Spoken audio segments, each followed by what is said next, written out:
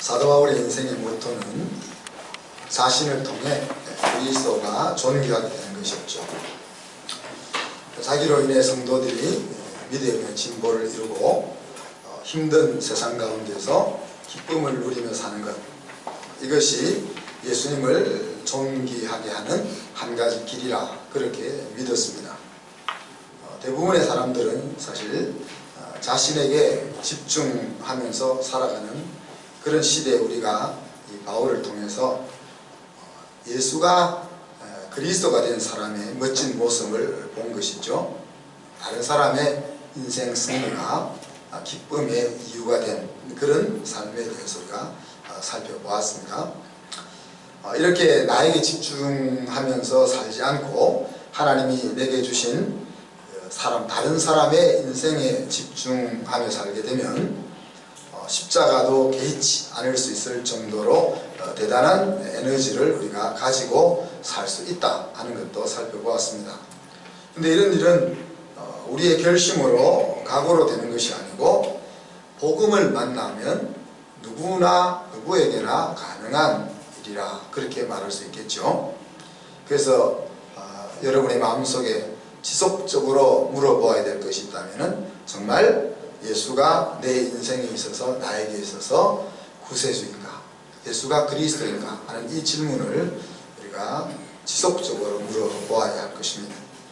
오늘은 인생이 승리하는 길, 다르게 말하면 높아지는 하나님의 방법에 대해서 같이 나눌 수 있기를 바랍니다. 1절에 보면 그러므로 라는 말로 시작되죠. 이 그러므로라는 말은 빌립보 성도들이 믿음의 진보를 이루고 또 기쁨이 흘러 넘치는 삶이 되기 위해서 어떻게 해야 할까, 그 이야기를 하고 싶다는 이야기입니다. 사도 바울은 바울 서신을 쭉 보면은 전략적인 사람이었습니다. 그죠? 전략적이라는 것은 자기의 과거를 통해서 배운다는 것입니다. 또한 무작정 열심히 달려가는 것이 아니라 방향을 생각하며 달려간다는 겁니다. 뿐만 아니라 자기의 인생의 미래를 향하여 미래를 바라보며 계획하는 이런 모습을 가지고 있고, 또 끝까지 가본 다음에 잘못 왔네 그렇게 말하는 것이 아니라 지속적으로 자기의 삶을 피드백하면서 또 튜닝해 나가는 그런 인생을 사는 것이죠. 그래서 궁극적인 그 자리에 도달하는 그것이 이제 이 바울의 전략적인 모습이라 그렇게 말할 수 있습니다. 마치 요즘 이제 미사일에 대한 이야기가 많이 나오는데 유도 미사일 하면은 그냥 한번 쏘고 끝나는 것이 아니고 그 쏜 미사일이 목적지에 가서 정확하게 그 목표물을 부술 수 있도록 계속 가는 과정을 조절해 나가는 그런 것과 같은 것이 전략적인 삶이라 그렇게 말할 수 있겠죠. 그래서 사도 바울은 항상 신앙적인 원리를 생각하고 거기서 머물지 않고 그 원리를 자기의 삶에 어떻게 이루어 나갈 거냐 하는 이것들을 서신서를 통해서 우리에게 보여주고 있는 것입니다. 자, 그러면 빌립보 성도들에게 우리 바울이 기대하는 것은 무엇이겠습니까? 오늘 5절 말씀을 같이 한번 읽어볼까요? 같이 읽습니다. 시작. 너희 안에 이 마음을 품으라. 곧 그리스도 예수의 마음이니. 그러니까 오늘 이 말씀의 핵심은 이 빌립보 성도들의 삶의 태도가 그리스도의 마음을 갖게 하는 데 있다는 이야기입니다. 여기서 예수님의 마음은 무엇을 이야기합니까? 겸손한 거죠. 겸손이라는 것은 마음이 낮은 곳에 있다는 것입니다. 자기의 마음을 높은 곳에 두지 않고 마음을 낮은 곳으로 가지고 갔다는 이야기입니다. 그래서 남이 나보다 낮게 여겨진다는 이야기입니다. 마음을 높은 곳에 두면 어떻게 되죠? 제가 여기에 있으니까 여러분이 다 제 아래로 보입니다. 높은 곳에 있으니까. 내 마음이 높은 곳에 있으면 모든 사람이 내 아래로 보이게 되고 거기서 나오는 행동이 교만이라는 거죠. 그래서 우리가 이제 배운 사람들이니까 우리의 삶을 고상하게 잘 포장해서 표현하고 말할 수 있을 수는 있지만은 아무리 포장해도 마음이 높은 곳에서 나오는 행동들은 교만이라 하는 이야기입니다. 예수님이 하나님의 아들인데 어떻게 마음을 낮출 수 있었을까? 그렇잖아요. 지금 하나님 아버지가 우리를 구원할 계획으로 십자가라는 것을 제안했습니다. 그런데 그 하나님이 제안한 그 구원의 계획이 예수님의 마음속에 흡족하지 않았다는 것을 여러 번 살펴보았죠. 그죠? 아버지 하나님이 세운 계획이 아들 예수님의 관점에서 볼 때는 마음에 안 드는 계획이었다는 거죠. 그런데 이제 우리 아버지 아들 딸처럼 아버지가 학비를 대주고 먹을 것 입을 것 다 대주기 때문에 뭐 더럽고 치사해도 엄마 아빠 말을 들어야 되는 그런 관계가 아니잖아요. 하나님 아버지와 예수님 사이에는 그런 관계가 아니잖아요. 그런데 동등한 그 관계 속에서 마음을 어떻게 하나님과 같은 곳에 두지 않고 낮은 곳으로 둘 수 있었을까? 설교를 준비하면서 이 고민을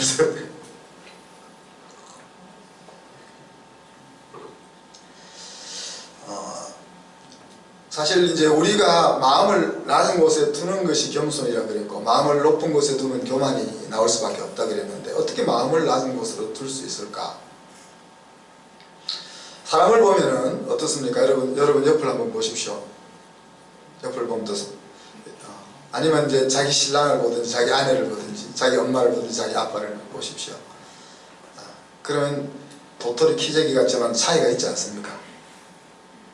그러니 내가 상대방보다 조금이라도 나오면은 그 사람 밑으로 마음을 내릴 수가 없잖아요. 그죠?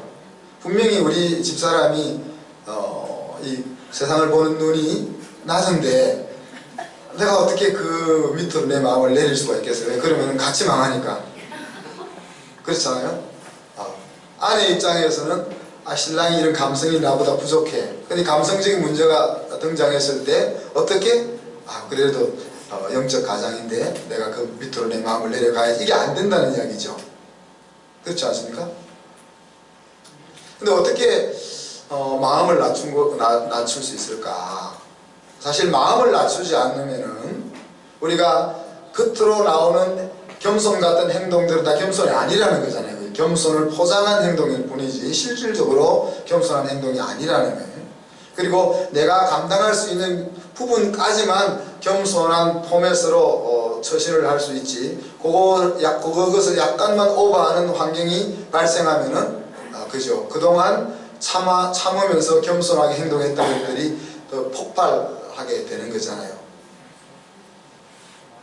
그래서 예수님이 하나님과 동등한데 하나님의 계획을 받았을 때 마음을 낮추어서 하나님의 계획이 오라.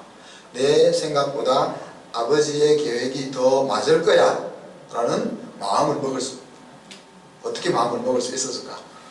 모르겠어요. 그리고 한번 기도하면서 깨달음이 오시면 저에게 좀 알려주십시오. 이와 마찬가지로 우리가 가까이 있는 사람들과 이야기할 때 그 사람이 나보다 생각하는 것이나 또 실력이나 모든 것이 나으면은 내 마음을 낮출 수 있습니까? 낮출 수밖에 없죠. 근데 그것은 사실 마음을 낮추는 것이 아니고 뭐 하는 겁니까? 비굴해지는 거죠. 그죠? 그러니까 내 신랑이 나보다 나으면 내 신랑이 나보다 나니까 정말 존경해 그러면서 그 밑으로 싹 들어 안 가잖아요, 여러분이. 그러니까 나보다 나은 사람을 보면 비굴해지게 되고 나보다 부족한 사람을 보면 마음이 높아져 가는데 오늘 사도 바울은 우리에게 마음을 낮은 곳으로 두었으면 좋겠다. 그것을 말하고 있거든요. 그 답은 여러분이 스스로 찾아보시고 교만하면은 다른 사람의 말에 귀를 기울이지 않게 되죠. 그죠? 잠언 13장에 보면은 교만하면은 다툼만 일으킨다 그랬습니다. 교만하니까 내가 남보다 나으니까 다른 사람에게서 배우려고 하지 않고 내가 남보다 나으니까 나보다 약하다고 여겨지는 사람을 무시하고 헤아려 하게 된다고 시편에서 이야기합니다. 더 심해지면은 신명기에 보면 하나님을 잊어버리는 자리까지 갈 수도 있고, 또 역대하에 보니까 하나님께 받은 은혜를 보답하지 않는 자리로, 그래서 그렇게 가다 보면은 하나님을 떠나 자신이 하나님이 되는 자리까지 나아가게 된다, 그렇게 이야기했습니다. 이런 교만한 사람, 다시 말하면 이제 우리가 교만이라고 굉장히 나쁜 이미지가 우리에게 있는데, 사실 우리에게 다 그런 부분이 있는 거죠. 마음이 높은 곳에 있다는 얘기죠. 그런데 그 마음이 높은 곳에 두고 우리가 살면은 하나님은 그런 사람을 어떻게 대하실까? 잠언 16장 5절을 보니까 하나님이 마음이 높은 곳에 있는 사람을 미워한다 그랬어요. 미워한다. 또 잠언 15장 25절을 보니까 마음이 높은 사람의 집은 헐어버린다 그랬어요. 사업을 멋있게 펼쳐나가는데 지잘났다고 그렇게 막 하고 있으면 하나님 어느 날 발로 탁 담으로 차버린다는 거예요. 그럼 지가 엄청 잘 쌓아놨던 것이 하루아침에 무너진다는 거죠.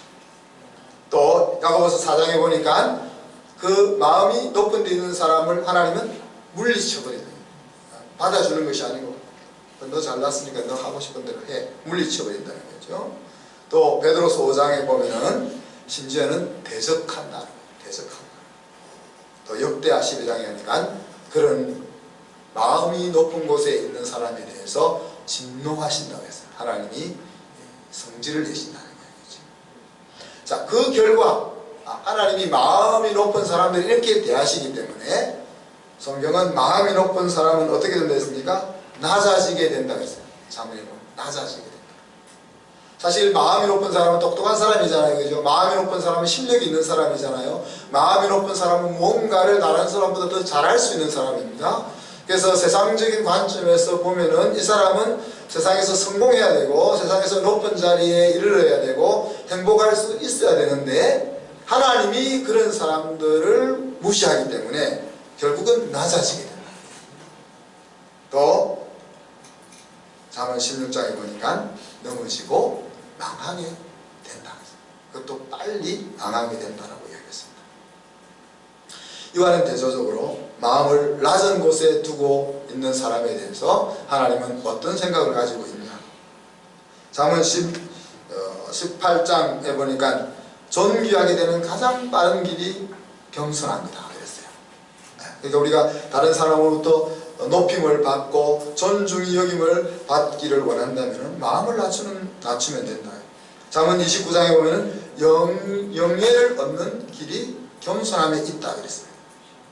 그러니까 겸손하게 되면은 사실 다른 우리가 세상적인 눈으로 볼 때는 좀 뭔가 부족하게 여겨질 수 있고 내 것을 손해보는 그런 포맷으로 살아가는 패턴인데 오히려 높아지고 영광과 존귀를 얻는 자리에 이르게 된다. 왜 그렇습니까?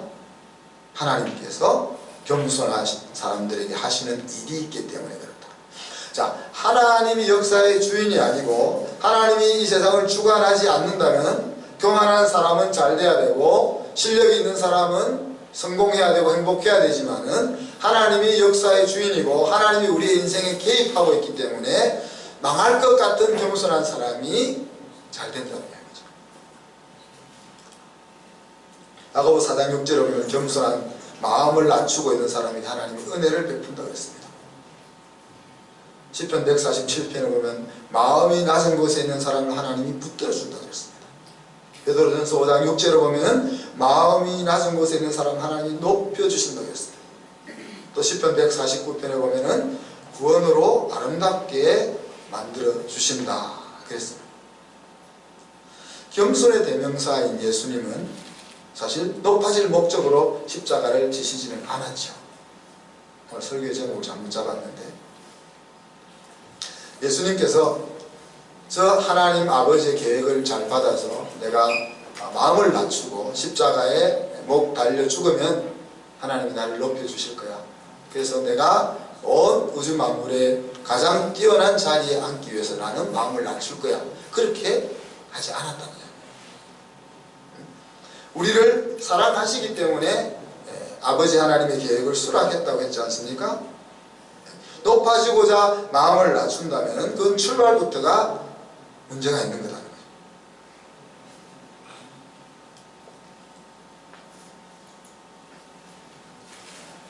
마음이 높은 곳에서는 앞에서 말씀드렸던 것처럼 다툼이나 비굴함을 만들어낸다 그랬습니다. 비굴함이라는 것은 겉으로 볼 때는 겸손한 것처럼 보이지만은 겸손함과는 다른 거죠. 자, 오늘 1절부터 4절 상반절에 보면은 바울이 기쁨이 충만해지는 길이 뭐냐 하는 것들을 이야기하는데 1절 보시면은 예수 그리스도 안에서 하나가 되었음에서 오는 격려가 있다면 그런 표현을 썼습니다. 여기서 무슨 권면이나 할 때 여기서 이제 무슨 권면이라 이 말이 자 너희가 예수님 안에서 하나가 되었다. 그렇기 때문에 약한 자에게 힘든 자에게 격려하는 말을 하고자 하는 마음을 갖게 되었다면 그런 이야기입니다. 또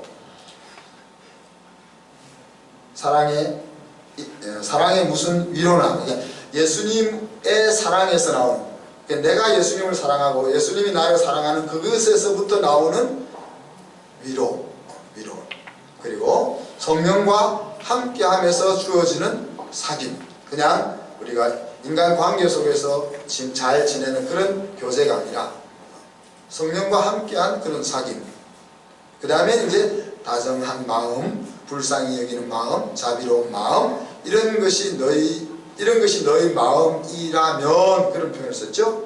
이런 이야기는 무엇입니까? 나 혼자로서 살고자 하는 것이 아니라 공동체로 살고자 하는 마음을 가진다면 하고 같은 의미입니다. 그래서 바울이 기쁨이 충만해지기 위해서는 성도들이 자기 혼자 살겠다 하는 것이 아니라 우리가 한 가족으로 살겠다 하는 그런 정신을 가지는 것이 출발점이 되는 거죠. 그죠? 그리고는 이제 2절로 4절에 보면 성도들이 그리스도의 마음을 갖고 서로 세우게 될 때 바울의 인생의 기쁨이 충만해진다 그랬습니다.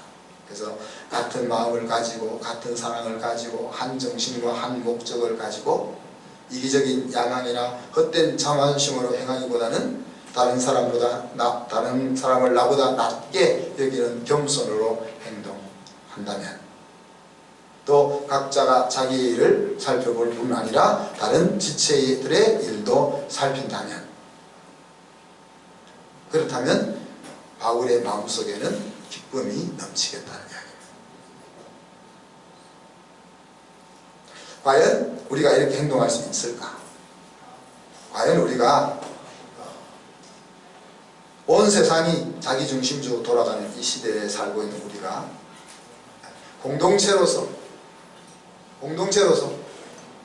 서로를 바라보면서 함께 승리하는 인생을 향하여 달려갈 수 있을까?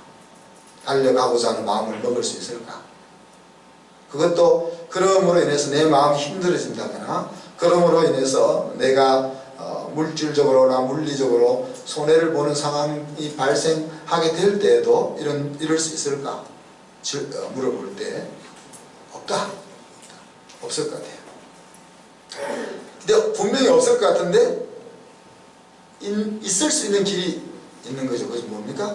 예수의 마음을 품으면 가능하다.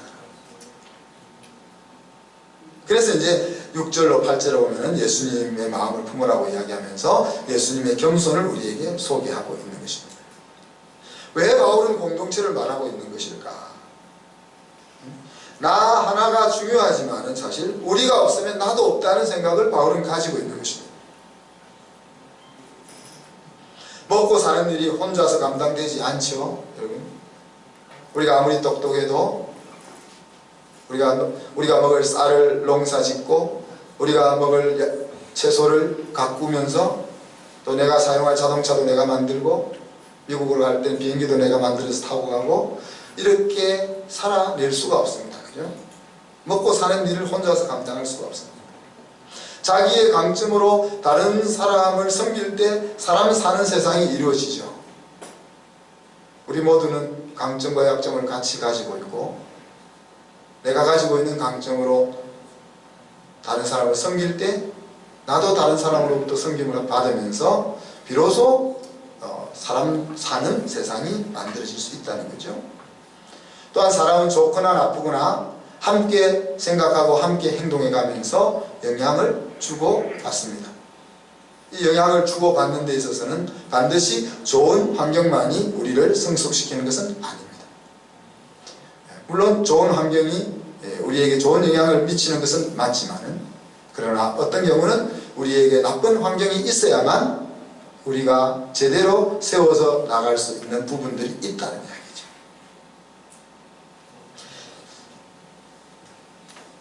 세상에서 살아가는 것뿐만 아니라 더더욱이 우리가 하나님의 사람으로 살아갈 때는 더더욱이 그렇다는 이야기죠.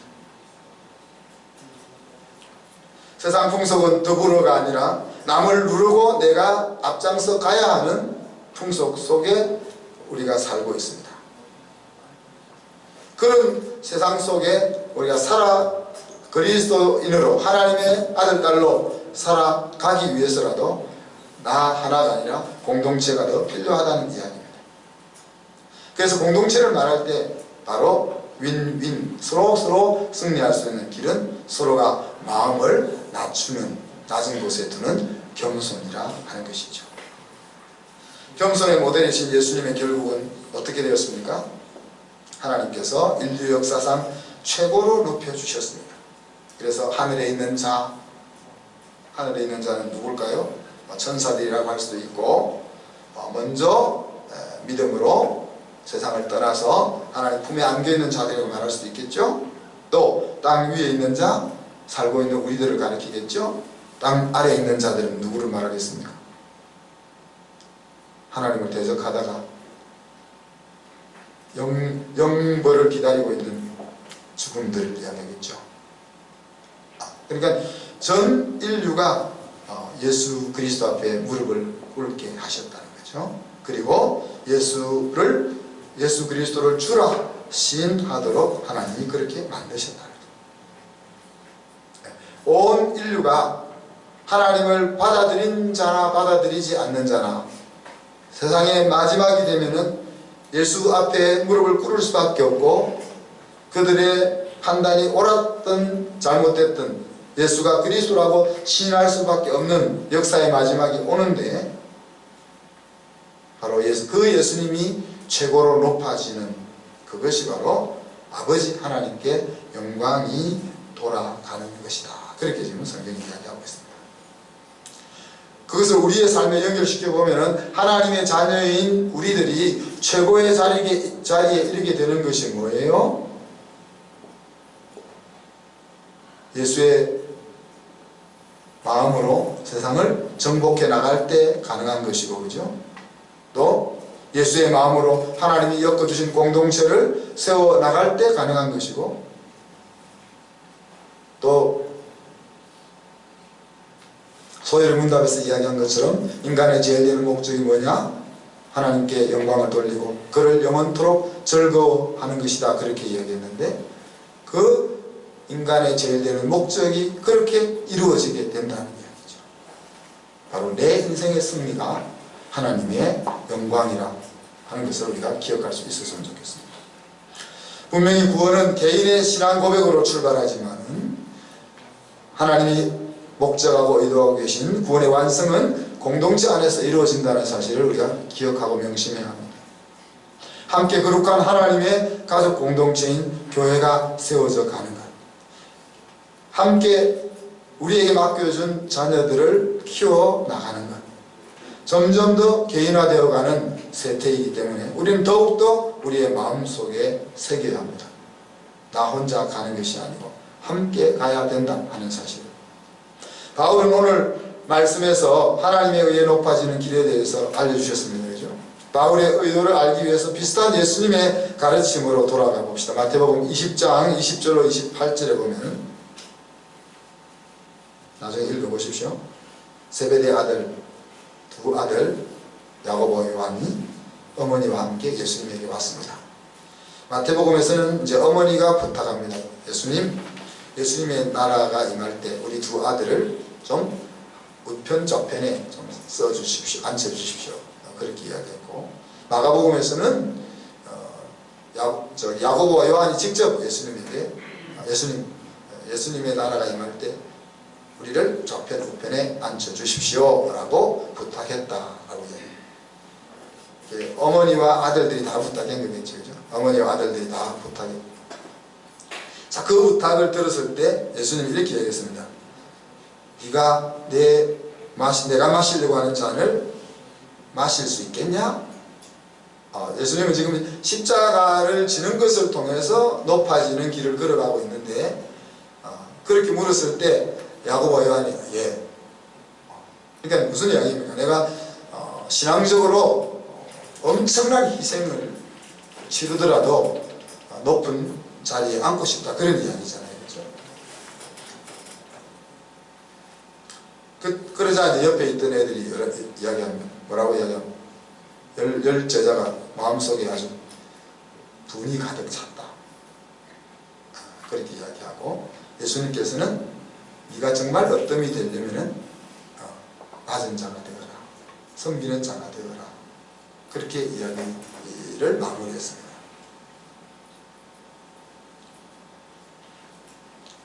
어머니와 아들의 생각이 같았죠. 요거는 무엇이었습니까? 예수님의 오른팔 왼팔 이고 싶다는 겁니다. 나쁜 거 아니죠? 여러분도 그런 생각을 가지고 있지 않습니까? 세상에서 크고 싶은 것이 욕망이라면 욕망은 버렸어. 그러나 이제 하나님 나라에서 나는 큰 인물이 되고 싶어, 이런 생각을 가질 수 있지 않습니까?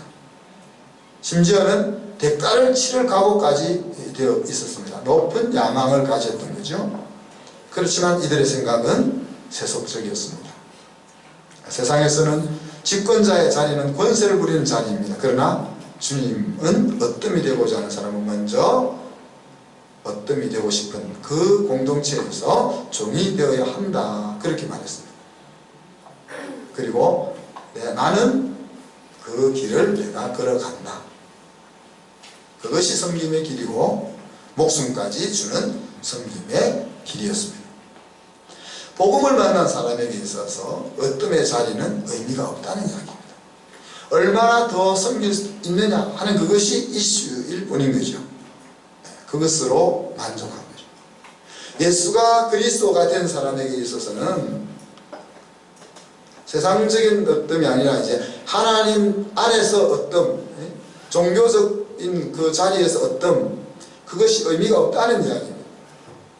높아지기 위해 겸손하는, 그러니까 이 말씀을 우리가 잘 미루어 보면은 오늘 사도 바울이 우리에게 야, 예수님은 이렇게 해서 가장 높은 곳에 올라가셨어, 그러니까 너희들도 높아지기를 원한다면 섬겨, 이렇게 이 의도가 아니라는 얘기죠. 높아지기 위해서 겸손하라는 것이 아니라는 것이죠. 겸손한 태도로 너희들이 인생을 살면은 그 인생의 마지막을 하나님이 높이신다 하는 그 원리를 지금 이야기하고자 하는 겁니다. 이것은 태생적으로 우리에게 불가능한 일입니다. 아무 얻는 것 없이 그냥 낮아지고 섬기러 가는 것은 인간의 태생적으로 불가능한 일입니다. 그렇게 보일 수는 있을지 모르지만 뭔가가 부족해서 아까 비굴해서 겸손해 보일 수는 있을지 모르지만 내가 힘이 있고 뭔가를 할 수 있는 자리에서 이 길을 간다는 것은 태생적으로 우리에게는 불가능합니다. 그렇기 때문에 예수님께서 마태복음에서 이야기한 것처럼 우리가 그 길을 가려면은 우리는 예수님에게 가서 배워야만 하는 거죠. 그래서 매일매일 예수님과 사귐이 필요한 것입니다. 그래서 예수님에게서 배워 매일매일 사귐을 통해서 우리의 마음이 더 이상 낮아질 수 없이 낮아지게 되는 그때가 바로 내 구원이 완성되는 날이죠. 내 인생이 가장 존귀하게 되는 날이에요. 그리고 하나님에 의해서 내 인생이 가장 높여질 날이라는 것입니다. 장사를 하는 할 때 있어서 성공할 수 있는 비결 중에 하나를 제가 소개합니다. 내 물건을 사가는 사람을 행복하게 하는 것에 집중하면 장사를 성공할 수 있습니다. 제가 한 두세 번 제가 중국의 4대 부자 이야기를 했었죠. 중국의 모든 가축의 사료를 70% 이상 공급하는 그 사람 이름 제가 잊어먹었네요. 그 사람의 그 장사 모토가 자기 사료를 자기 사료를 사가 가지고 가축을 키우는 그 집이 부자 되게 하는 것에 장사의 목표를 둔 것이죠. 지혜로운. 보통 사람은 장사를 할 때 자기 물건을 비싸게 이익을 많이 남겨 많이 팔려고 하는 것에 집중합니다. 그게 나쁜 건 아니죠. 근데 장사를 하다 보면 좋지 않은 물건이 들어올 때가 있죠. 그때 이제 장사를 잘하는 사람은 손해를 보고 그것을 폐기 처분하죠. 장사를 못하는 사람은 손님을 속여서 그거를 팔기를 원합니다. 그래서 그 당시에 그것을 인해 손해를 안 보는 길을 택하는 거죠. 그러나 그런 길을 택하는 사람은 더 나은 장사를 하는 자리에 못 가는 거죠. 내가 판 물건을 산 사람이 행복해지고, 내 물건을 가지고 가축을 키우는 사람이 가축이 잘 되고, 내 물건을 사간 사람이 행복해지면 어떡하겠어요? 계속 내 물건을 사러 올 거 아니에요. 윈윈 하는 길은 다른 사람과 함께 승리하는 것입니다. 그렇지 않습니까? 세상은 윈윈을 이야기하지 않고 다른 사람을 눌리고 내가 승리하는 것을 가르칩니다. 그렇기 때문에 우리는 위로 올라가면 올라갈수록 계속 적을 만들 수밖에 없습니다. 세상의 원리로 하자면은 내가 더 성공하고 더 많이 이익을 얻고 더 높은 자리에 가면 갈수록 나로 인해서 더 많은 적들이 만들어지게 되는 거죠. 그렇죠? 그러나 윈윈은 어떻습니까? 적을 만들 필요가 없습니다. 상대방을 성공하게 하면서 내가 성공하기 때문에, 내가 성공하는 것이 상대방이 성공하는 것이기 때문에 적을 만드는 것이 아니라 모두 내 편으로 삼는 길이 된다는 거예요. 그래서 제가 우리 자녀들에게 또 우리 학생들에게 항상 이야기하는 승리하는 진로, 지도 방향, 그것은 자신이 좋아하고 자신이 잘할 수 있고 다른 사람에게 유익을 줄 수 있고 내 인생의 보람이 되고 하나님이 기뻐하시는 것을 그 길로 가라. 돈을 잘 벌 수 있을 것인지, 미래에 얼마나 가능성이 있을 것인지, 사람들이 얼마나 인정해 줄 것인지, 그런 것들을 다 생각하지 말고 내가 좋아하고 내가 잘할 수 있고 다른 사람의 유익이 되고 내 인생에 보람을 주고 하나님이 기뻐하는 길은 어떤 길을 가도 된다. 그래서 그것이 whatever we do, 내가 무엇을 하든지, 그것이 what should I do, 내가 무엇을 하느냐보다 더 중요하다고 했어요. 그런데 우리는 항상 뭘 할까 하는 것에 신경을 많이 합니다. 내가 어떤 장사를 할까, 내가 어떤 대학을 갈까, 내가 무엇을 전공할까, 내가 어떤 일을 할까, 그것에 그렇게 많은 신경을 쓰지만 사실 그것은 하나도 중요한 것이 아니에요. 내 방향이 앞에 말한 것처럼 바로 잡혀 있으면 우리는 감옥에서도 승리할 수 있고 행복할 수 있고 청소가 되어도 승리하는 복된 인생이 될 수 있다는 이야기입니다. 그래서 오늘 5절부터 11절 말씀을 같이 읽으면서 말씀을 마무리하고 싶습니다. 같이 한 목소리로 또박또박 읽어봅시다. 너희 안에 이 마음을 품으라. 곧 그리스도 예수의 마음이니 그는 근본 하나님의 본체시나 하나님과 동등됨을 취할 것으로 여기지 아니하시고 오히려 자기를 비워 종의 형체를 가지사 사람들과 같이 계셨고 사람의 모양으로 나타나사 자기를 낮추시고 죽기까지 복종하셨으니 곧 십자가에 죽으심이라. 이러므로 하나님이 그를 지극히 높여 모든 이름 위에 뛰어난 이름을 주사 하늘에 있는 자들과 땅에 있는 자들과 땅 아래에 있는 자들로 모든 무릎을 예수의 이름에 꿇게 하시고 모든 입으로 예수 그리스도를 주라 시인하여 하나님 아버지께 영광을 돌리게 하셨느니라. 아멘. 기도하겠습니다. 하나님 아버지, 사랑하는 빌립보 성도들을 향하여 사도 바울이 가지고 있었던 기대, 그 기대 중에 그들이 예수의 마음을 품고 서로 섬기며 온전한 하나님의 공동체로 세워져 가는 것이었음을 우리가 살펴보았습니다. 주님께서 마음을 낮추심으로 하나님의 가장 존귀케 하는 자리에 이르렀을 뿐 아니라 하나님께 영광을 돌리는 인생을 사셨던 것을 우리가 살펴보았습니다. 주님, 우리의 인생의 참된 기쁨과 행복은 다른 사람을 울리고 내가 높은 곳에 서는 것이 아니라 다른 사람을 나보다 더 낮게 여기며 그와 함께 승리하는 길을 걸어가는 것이라는 사실들을 우리가 배웠습니다. 주님, 그러나 이것은 참으로 우리의 태생적으로 힘들고 불가능한 일들입니다. 주님, 날마다 우리가 주님에게 가서 배우게 하여 주셔서 마음을 낮은 곳에 둘 수 있게 하여 주시고 마음이 낮은 곳에 있는 자에게는 항상 행복한 삶이 기다리고 있음을 기억하게 하여 주옵소서.